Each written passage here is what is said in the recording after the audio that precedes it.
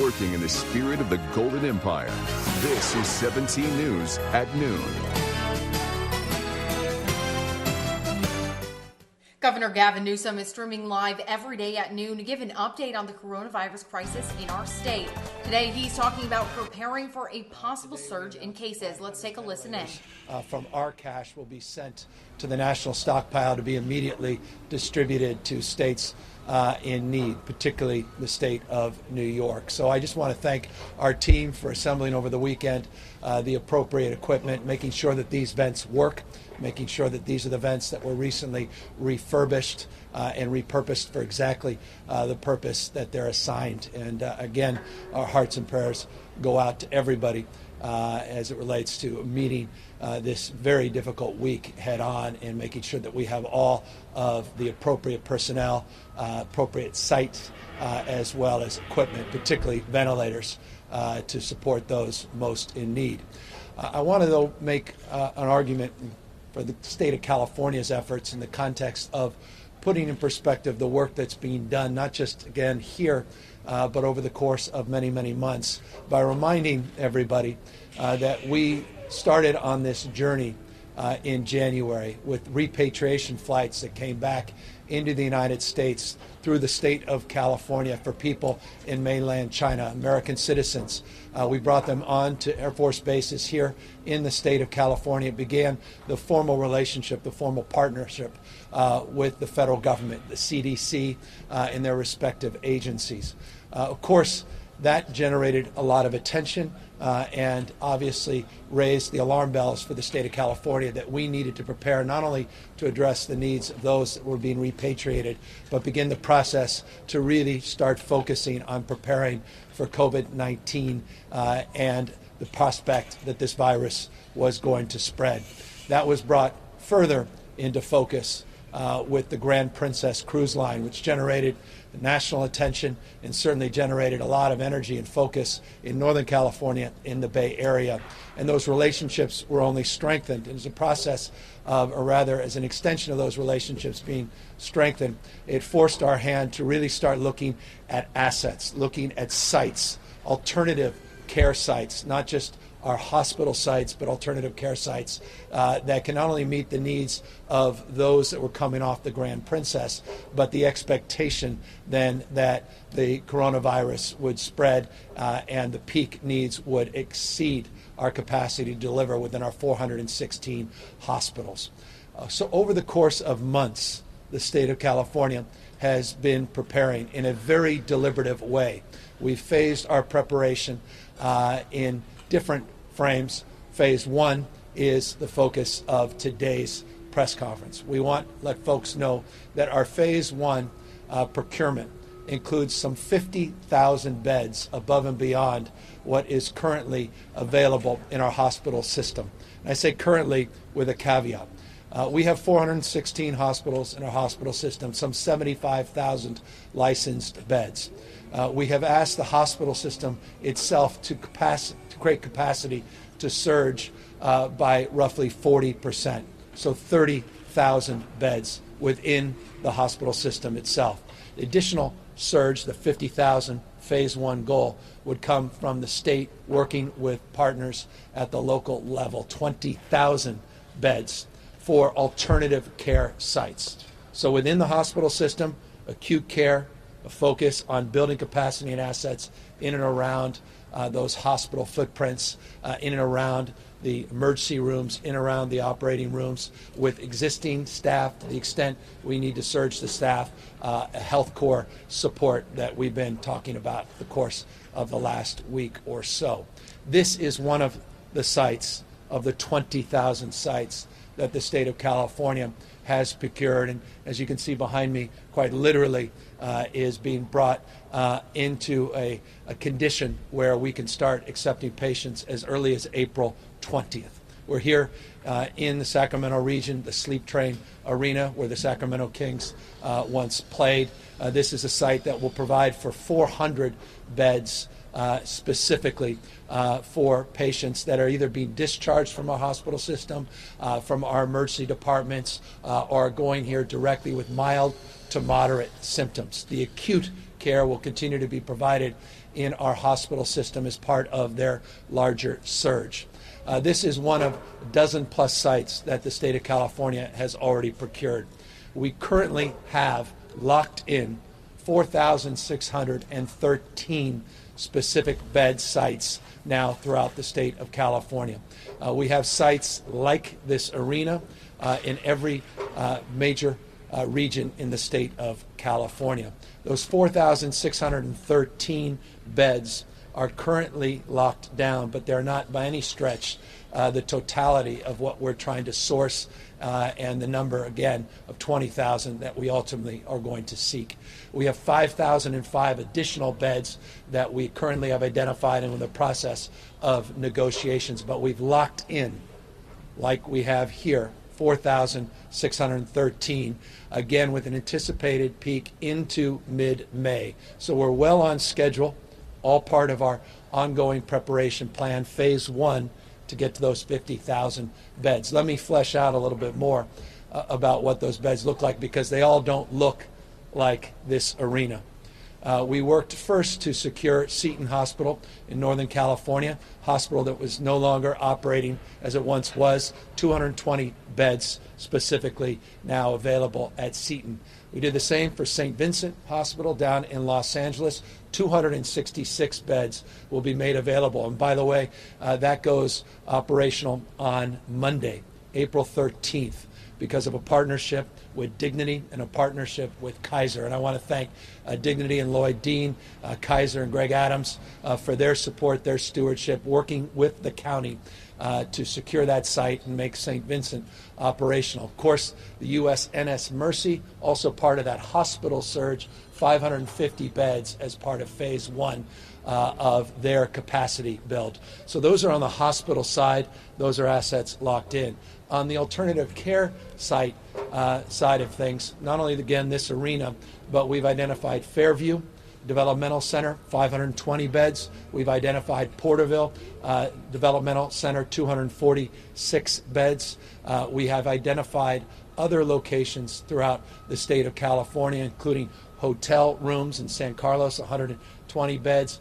And then we have on top of that all of those medical stations that came from the federal government with the support of the president, 2,000 beds as part of that FMS program.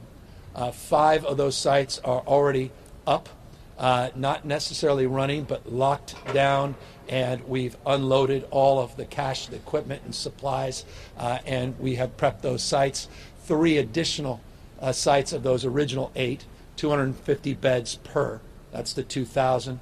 8 sites, 5 done, 3 remaining. Those 3 are up and around Shasta, Butte County. We have one down in San Diego, and I want to congratulate the work of the county down there for announcing that and finding an appropriate site for that. Nathan Fletcher, supervisor, and others that were doing that over the weekend. And then a site in Fresno that we are in the process of unloading and setting up. So those 8 sites, plus those hospitals, plus alternative care sites like this, that's the 4,613 beds that we have locked down and ready to go with. That said, it's one thing to have the beds, it's another to have the personnel.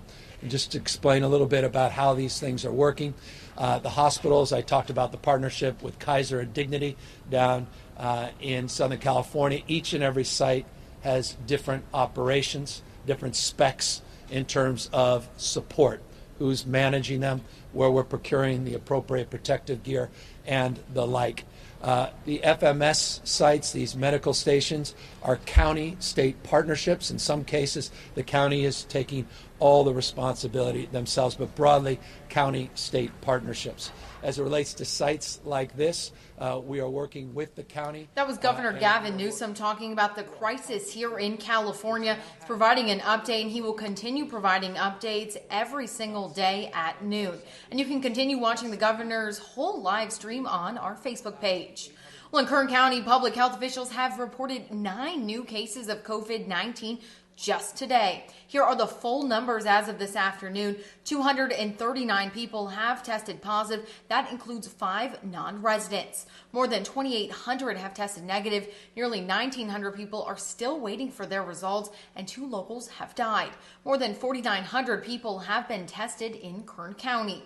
Well, here's a look at where those cases fall within the county. 41 in the Valley, 103 in West Bakersfield, 77 in East Bakersfield, 7 cases in the mountains, and 6 in the desert. Well, testing has really picked up around Kern County, and here's a short list. Priority Urgent Care says all of its buildings test for COVID-19. Accelerated Urgent Care is also testing at its Southwest location. That's on Coffee Road and Stockdale Highway. Omni Health also tests for coronavirus, and local hospitals are testing too. Plus, Dignity Health offers a free online checkup for people with milder symptoms. Reminder, you will only be tested if you are showing symptoms, so call your doctor first. Once again, we're reminding you of the symptoms of coronavirus. The most common include fever, a dry cough, meaning there won't be mucus, fatigue, and difficulty breathing. Less common symptoms include aches and pains, sore throat, runny or stuffy nose, and diarrhea. Remember, you may be sick with the virus up to 2 weeks before developing symptoms. Keep in mind, flu symptoms are similar, but muscle and joint pain, a runny nose, and headache will be more common for the flu. Meantime, a lot of people have allergies right now. Those symptoms include sneezing, coughing, a runny or stuffy nose, and itchy eyes. And it is important to note, although you may want to rub your eyes, do not touch your face. That's how viruses like COVID-19 and the flu can spread. Again, if you think you have symptoms of coronavirus, call your doctor before going to their office. And you can find all of our coverage of this pandemic in one spot, KGET.com. Our coronavirus page also has different sections on resources, how to report concerns to officials, plus the latest numbers and headlines. Well, it was Palm Sunday yesterday, and even though most of us were indoors, one organization decided it was important for the community to pray for those on the front line of this crisis. The community met outside Memorial Hospital for a moment of prayer organized by United We Stand Bakersfield, the initiative aiming to take a moment to pray for our first responders and medical professionals during this pandemic. Hundreds were a part of the movement, including Memorial Hospital and Dignity Health. Well, one ambitious kid in Northern California is putting his time to good use. It's Seth Adkins, and it's a building as a community garden with his friends. The 13-year-old says it's a way for the community at the Harrison Court Apartments to come together while also practicing social distancing. So we're trying to have people come together and be able to relate with each other. Seth hopes to grow fresh food in the community garden and help people get through these uncertain times. Stay with us. We're back right after this.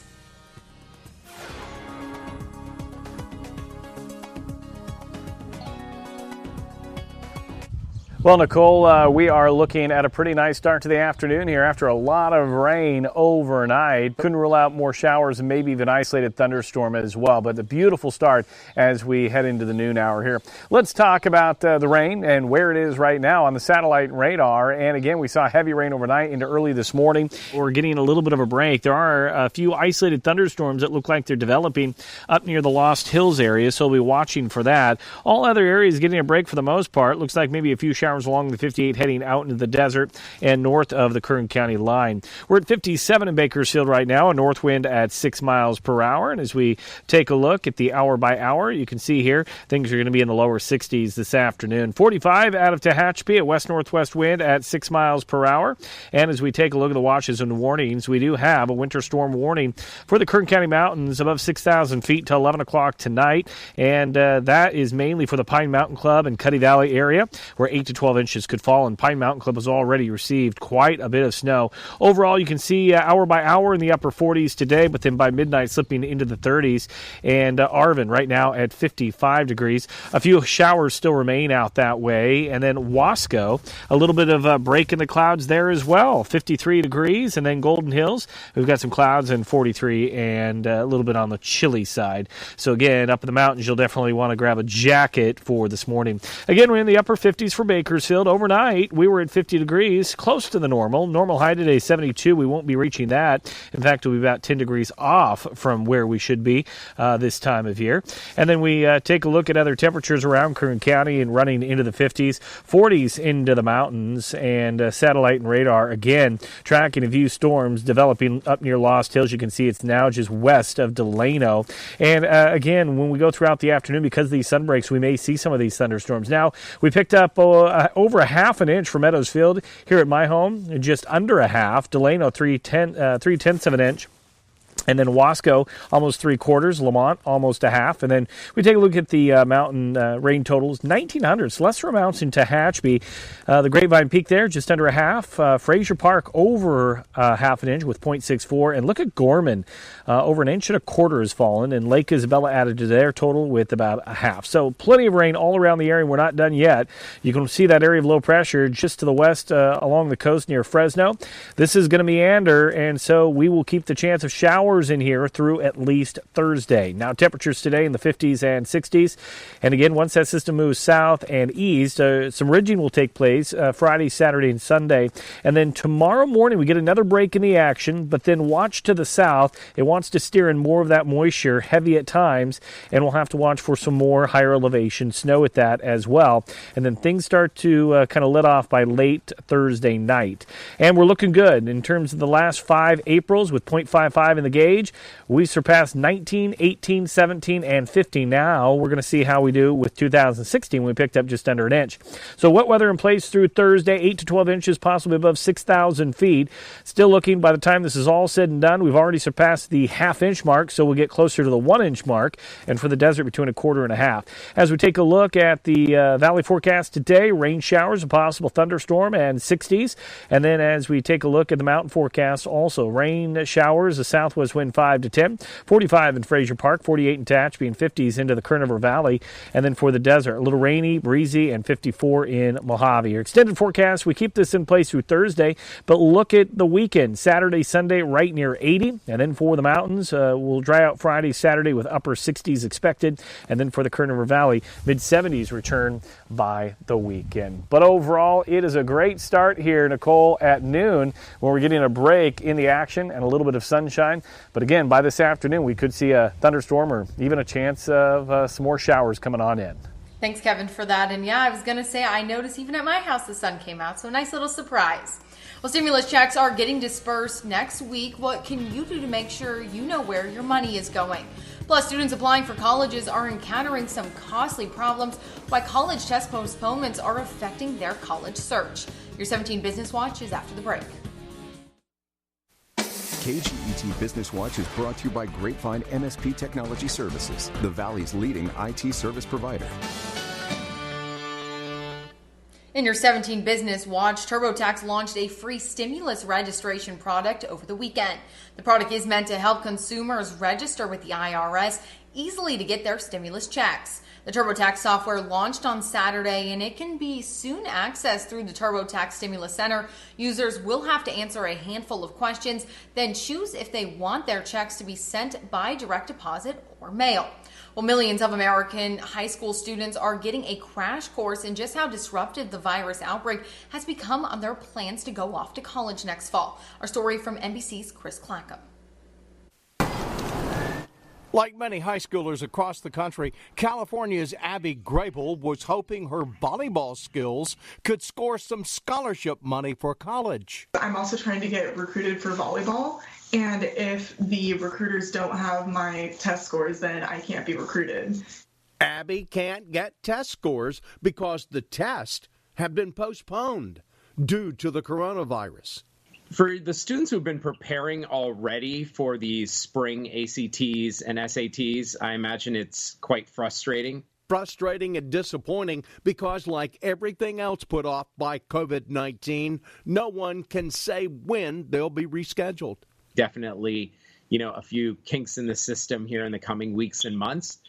But Arun Ponasamy at CollegeWise expects colleges, universities, and state governments to loosen SAT, ACT, and AP testing requirements. They are taking serious looks at, will they move their deadlines to accommodate more testing?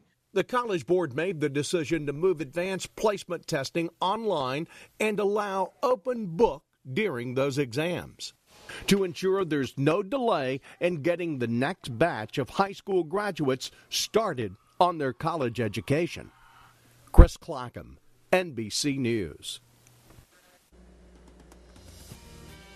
A local organization is partnering with the blood bank to help get some much-needed blood. Find out how you can get involved. That story is coming up. New to 17 News, Mindful Monday, a chance to hear uplifting news in this uncertain time. Pastor Robin Robinsons with City Serve has more on what they are doing to help the community during this time. You don't know somebody or you don't have it, there's a great fear that you would be you contracted. And so I think that we're living in this society right now in a place where we really haven't been ever.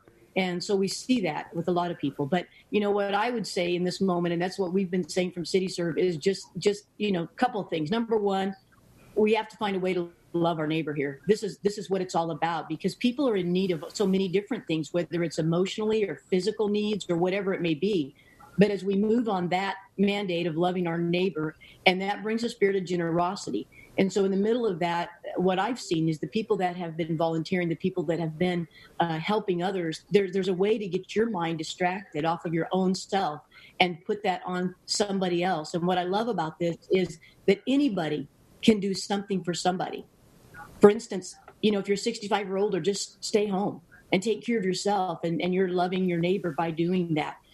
You know, if you're not an essential worker and you don't need to be, that's one of the ways. It's a sacrifice in many ways, but it helps us to know that we're helping not only ourselves, but we're helping somebody else in the middle of that. And so having that generosity, that spirit of generosity, it reminds me kind of, you know, we've heard this all of our life, that scripture that says 2 are better than 1, because if one falls down, the other one can pick him up. You know, and then it says 3 is even better. So I love that math, you know, so that means 4 is even greater, 5 is even more incredible.